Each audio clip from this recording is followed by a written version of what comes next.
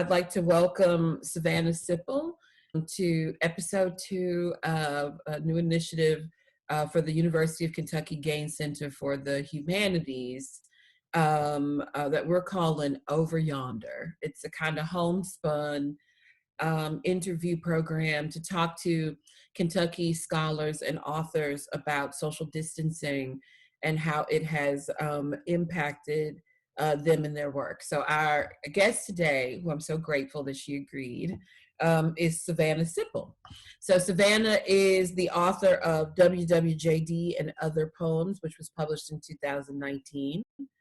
And she also has been published in Southern Culture, Split This Rock, Appalachian Heritage, Waxwing, and other places.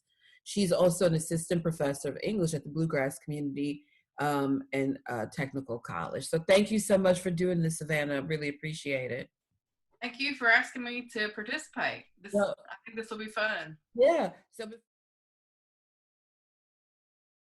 one of the questions that I have that I've been asking is a question about workspace, in part because we have all had to sort of shift into remote work, which means maybe not as much for you, but for some of us bringing our work from the office to home. So I was wondering, did you already have a workspace or did you have to carve one out? I have a workspace. We have an office or a room that we use as an office here in our house. And it has, for a while, especially in the winter, sort of became like the catch-all for stuff that we were trying to find space for. So we have had to like straighten it up a little bit. But then there's also the component that my wife also is working from home. And so we can't always both be in the office. Yeah. She'll be on a meeting or I'll be on a meeting or we'll both be on meetings. And so one of us will have to be somewhere else. I really enjoy working from my front porch, except when it's warm. So I've joined a few meetings from my porch. And so the workspace has sort of been has been more fluid. I've joined a couple of faculty meetings from my recliner. So it's it shifts and changes a little bit based on what's going on. But the other thing that I really try to do is keep my teaching workspace a little bit separate from my writing space. Okay. And so that's not always easy to do, particularly now. But so yeah, we're just seeing what meetings we have when and what's going on and going from there. So I have spent more time on my front porch during this pandemic. And it was lovely, actually. I was like, why don't you sit out here more? So I am a front porch person. Like I'm a porch person. Like that's just, I mean, it's a huge part of the culture I grew up in, but just for me, there's nothing more comforting than being able to just, especially if I have to work and can't be out doing things, being outside. Pardon? Where'd you grow up? I grew up in Eastern Kentucky in Beattyville, and we lived in this little community there in the county. Really, it's a little holler called Bear Track, and we were in the middle of the woods, basically. Our closest neighbors were maybe a half a mile, quarter mile away. And so, isolation is something I'm not unfamiliar with.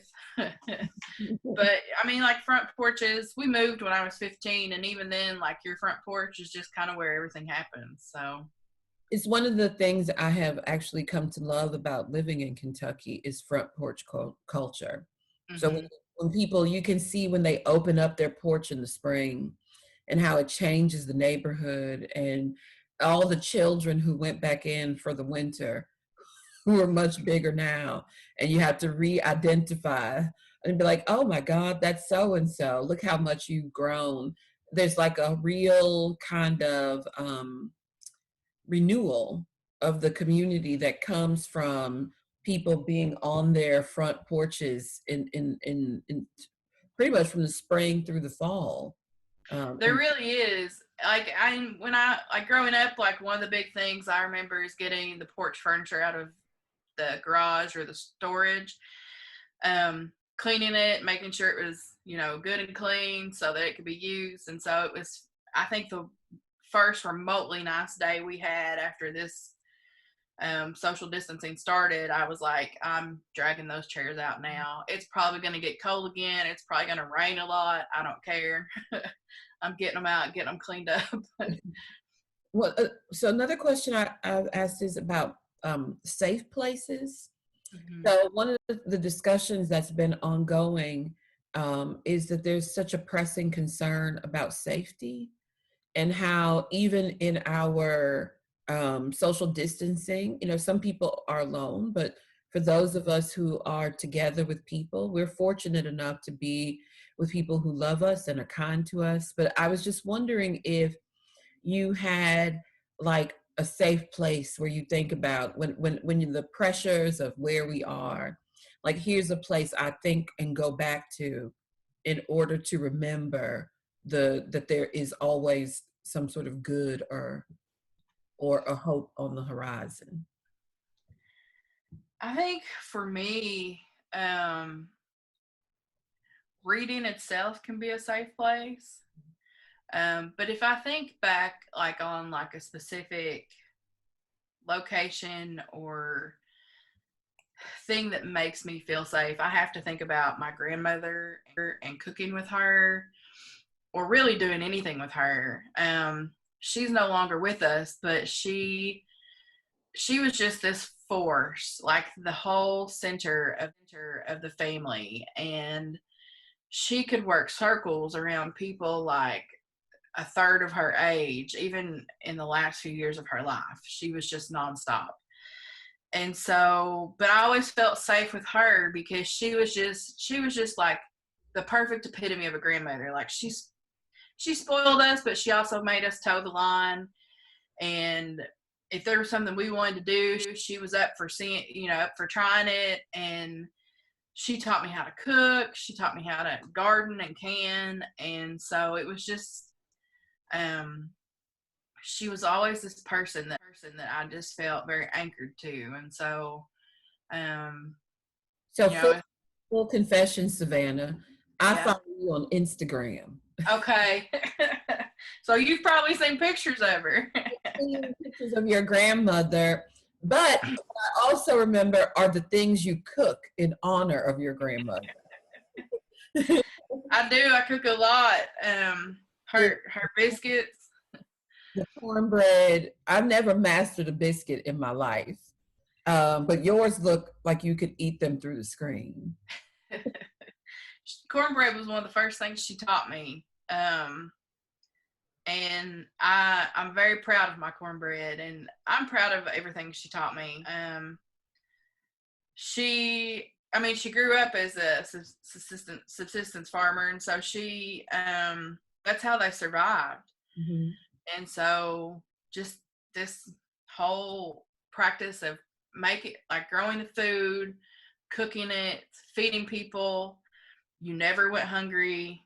That was one of the first things she asked if you came to her house, but then also preserving it. And so there are a lot of practices I learned from her that are coming into play right now. She had this whole concept, because she grew up during the Depression, was if you had extra, then you kept it, or if you had extra money, you bought stuff so you would have it for hard times.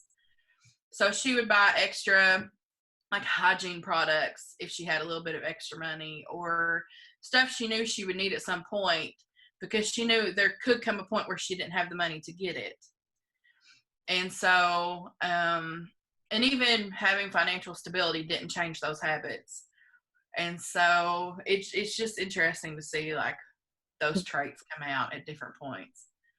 How are you? One of the things that I'm noticing, even though we have moved, I'm now intimately involved in the fourth grade in a way I had not imagined I would ever be again. How are you keeping? We're starting to lose a sense of time, and how are you keeping time? Or is there something helpful about not being wed to the clock like we normally are. I think there is something a little bit freeing about not being so tied down to dates and times and a set schedule. I'm very much a routine person, and so that is a little offsetting. But I also think that as a whole, our culture needed to slow down. There's so much emphasis on not just work, but overwork. And I think that people are really tired. And I'm fortunate that I have a job where I can work from home. Like, I completely recognize the privilege that I have to be able to do that. But I try to keep track of the days. There have been a few days where I've kind of looked at my wife and I'm like, it's Tuesday. Are we sure? Wait. I don't know that I'm doing one set thing other than, keeping track of my students, and that helps. But also there's something I feel like through this, or maybe this is my hope, that something in our culture is being healed. And part of that has to do with the rush of go, go, go, work, work, work, do, do, do. That I hope maybe helps people slow down in a long-term kind of way. So you were just mentioning your grandmother. Did your grandmother have any home remedies she was famous for? She always had a home remedy for something. I don't know if there's one specific one. The one you remember the most, or you've been like, don't tell Granny I feel this way because I want to. Vic Save. If there was anything going on, she thought that would cure it. But also just things like tea, like drinking hot tea if you're sick, and if you're sick, you need to have soup. That was a big thing. Like fluids, I think, were probably a big thing with her. She didn't really make a lot of like home remedies. My other grandmother had a huge interest in like herbs and homeopathy, and I only remember small parts of that component of her, because she passed away when I was much younger. But she was much more interested in like going out and finding a plant to fix things. Wow. But my granny was very much like, all right, we're going to coat you in Vicks, pump you full of soup, and go from there. So what are some of the remedies you have come up with to being at home? Not just for your creative work, for your things you have had to, to cure what you would do normally to keep you moving. There's been some meditation, and I have not been a person who has embraced meditation in the past because I have a hard time staying focused, or I fall asleep. And so, but it's something that I've really tried to do as a practice. Being outside, this is going to sound really dorky, but I actually enjoy mowing our yard. Number one, it's small enough that it doesn't feel like a huge chore, but stuff like that. And I'm planting my raised beds and getting those ready, and that's been helpful. But also making time for things that I enjoy doing but don't always have time to do. My wife and I have worked on several puzzles at this point. We love puzzles. She's taking up cross stitch again, which is something she loves to do but doesn't often have time to do. She's going to teach me, she says, so we'll see. I want to make a Golden Girls cross stitch, so that's my next goal. But stuff like that, that we don't always have time for. I think it's a good way to heal and allow yourself to slow down, but also, not just be sitting in front of the TV, which is also, the way you can cope. We've also watched a lot of shows. And there have been podcasts that we've gotten caught up on that we really enjoy. So I don't know, there's different things you can do. We're getting through it. So my last question is, what do you think, not just in your creative practice, but in all of this whole experience, what are some of the things you might take with you back into the return to normalcy, as people keep saying? Definitely my meditation practice. And being outside as much as possible, that's part of who I am anyway, but I think just really being present, and maybe just really being present in general, instead of feeling like, I have 35 papers to grade, sitting out here on the back porch for an hour, I'm going to worry about whether I should be grading or whatever, but taking time to just be present where I am, and carving out time for those things that I really don't make time for. Doing a puzzle with my wife, or taking our dog outside or whatever else. It doesn't have to feel so rushed or feel like something that we do if there's nothing else going on. Like, we can make more time for those things. I'm also learning the value of a good nap. We instituted time into the educational day at our house. I fully support that, because I think our bodies need rest, and I don't think we always give them the rest and the things that they need. And that can come from a nap, that can come from meditation, that can come from, exercise for a lot of people, or, there are different ways that we, work with our bodies, and different ways we feed what they need. And so I'm definitely a supporter of nap time. Well, thank you so much for doing this, Savannah. I really appreciate it.